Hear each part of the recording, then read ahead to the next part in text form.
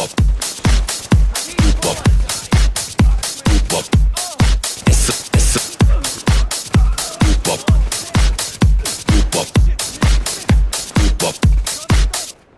it.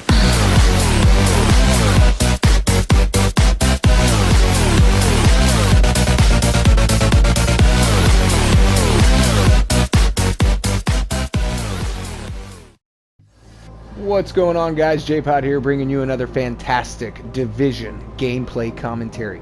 And welcome back to... We're going to take a look at what's in my bag. The new update has been released. Incursions are out. Loot trading is available. A whole bunch of slew of updates and bug fixes. Personally, the game just got a whole lot better, in my wholesome opinion. So, welcome to another fantastic video. We're going to go over my loadouts, my gear sets, my weapons, what I'm enjoying, and what that I'm really taking advantage of. So, let's just dive right into it. For starters, yes, I did buy some, the Path of the Nomad. Let's just say that these are definitely pieces for the DZ. Currently, I do have my 3-piece bonus. I have the 100% scavenging and 20% health on kill. So definitely useful for the DZ, especially if you're running a lot of solo DZ. And I tend to do a lot of solo DZ because I don't have time to squad up, to join up, to party up, and all of this nonsense just so I can go get some high-end gear. I can do that shit by myself. So, as you can see here, it looks like, let's just take a quick look at some DPS, and I noticed that they have not fixed the bug. As you can clearly just saw there, all of my numbers change, and it's really annoying. I thought for sure they would have fixed this, but they did not. It's still, I don't know if anybody else is dealing with the same issues, but yes, your numbers, as far as your DPS goes, they change all the time for me, and not just like minute numbers. I'm talking drastic numbers, 15, 20,000 DPS. So I don't know why that didn't get fixed. I don't know. I have no idea.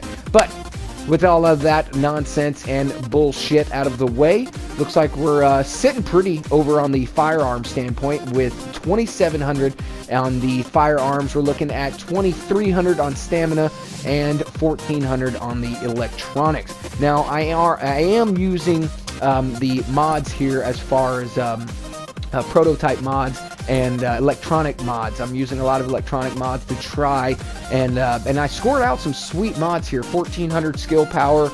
Here I've got another 1,400 skill power. You know, so I did luck out with a few of the mods here. Taking a look at these, the Nomad DZ pieces.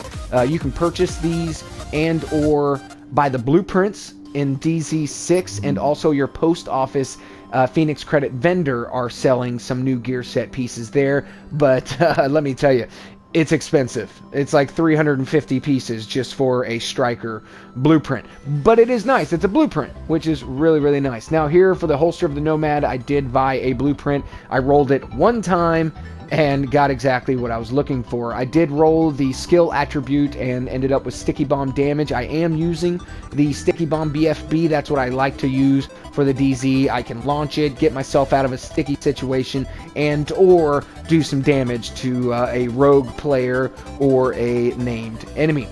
Moving on, and this is another thing. I really have two sets of loadouts. Here, I am, see, here, I'll show you right now. It's 116,000 DPS. Everybody see that right there? Watch this. Now it's 124. Now, see, it still says 116, but you see what I'm saying now? Is everybody, are you guys following me here? Now it's 144.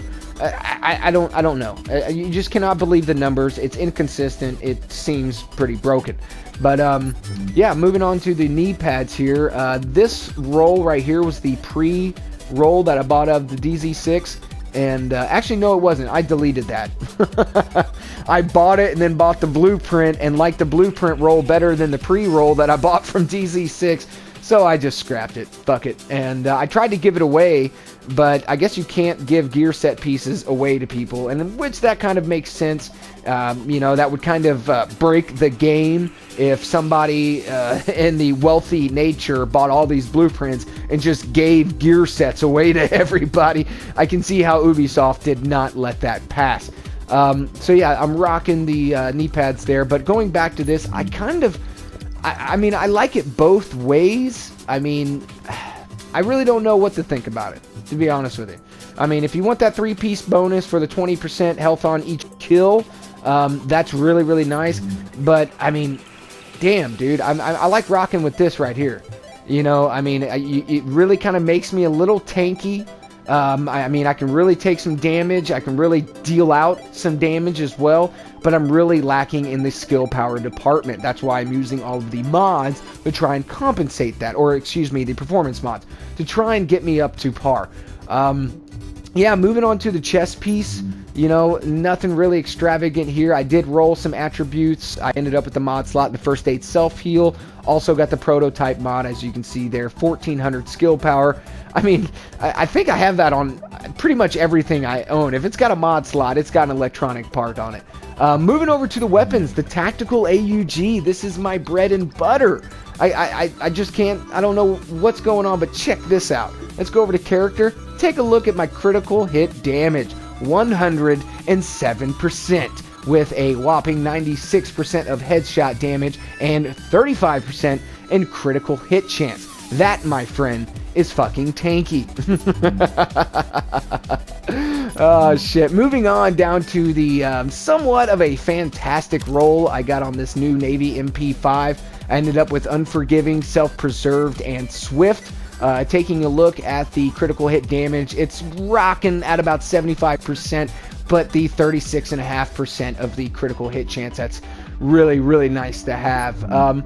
Moving on, if you do not have a black market AK-74, you should have got one. I don't know, but I got I don't know if you want to call it a god roll. I don't know. It's got stable, accurate, and competent. Fantastic piece. I mean, I absolutely love this gun. I mean, especially if you love assault rifles. Assault rifles are kind of an acquired taste, but if you like them, use them. Moving on, some backup weapons. Gotta have a shotgun. The Vector, I gave up on the Vector, to be quite honest with you. I like my AUG and my MP5 better. The first wave M1A, this was the god roll that the advanced weapons vendor sold.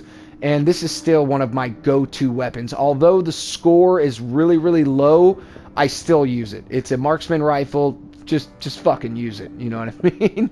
Unfortunately, my AUG only has a 163 score. So yes, the Navy MP5 and my black market AK-74 are kind of my go-to guns. But seriously, I mean, take a... Oh, wait. Hold on. You gotta equip it. Oh, shit. Yeah. Take a look at the fucking, I mean, critical hit damage. That's fantastic. Actually, since we're here on stats, let me just go ahead and show everybody what I'm working with on armor. As far as armor goes, oh wait, I'm not far enough yet.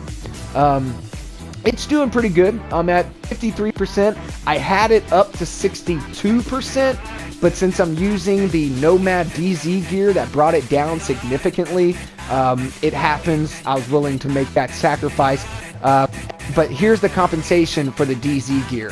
Look at that shit. 204% scavenging. I don't... You're probably laughing with me, right?